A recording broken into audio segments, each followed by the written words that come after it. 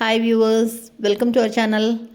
இன்றைக்கி நம்ம சேனலில் ஈவினிங் டைம் ஸ்நாக்ஸ் ரொம்ப ரொம்ப ஈஸியாக சிம்பிளாக பண்ணக்கூடியது பொட்டேட்டோ பால்ஸ்.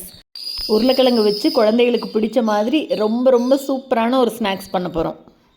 வாங்க எப்படி பண்ணுறதுன்னு பார்க்கலாம். இதுக்கு இன்றைக்கி 3 உருளைக்கிழங்க கொஞ்சமாக மஞ்சப்பொடி போட்டு நல்லா வேக வச்சு எடுத்து தோல் உரித்து மசித்து எடுத்து வச்சுருக்கேன்.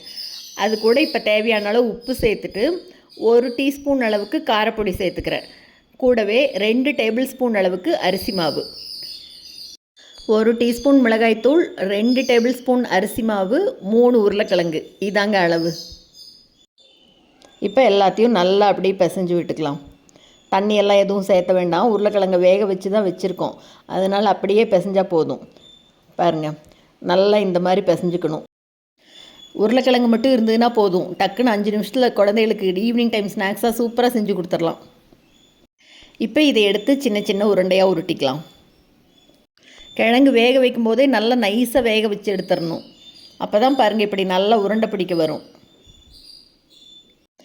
இதே மாதிரி இப்போ எல்லாத்தையும் உருண்டை பிடிச்சி வச்சுட்டு எண்ணெயில் பொரித்து எடுக்கணும், அவ்வளோதான்.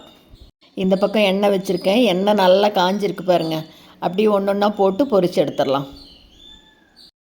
அரிசி மாவு சேர்த்துருக்கிறதுனால நல்லா அப்படியே கிறிஸ்பியாக வரும் மேலே. உங்களுக்கு வேணும்னா இது கூட 1 ஸ்பூன் கார்ன்ஃப்ளவர் கூட சேர்த்துக்கலாம், இன்னும் நல்லா கிறிஸ்பியாக கிடைக்கும். அப்போது 2 பக்கம் அப்படியே நல்லா திருப்பி விடலாம்.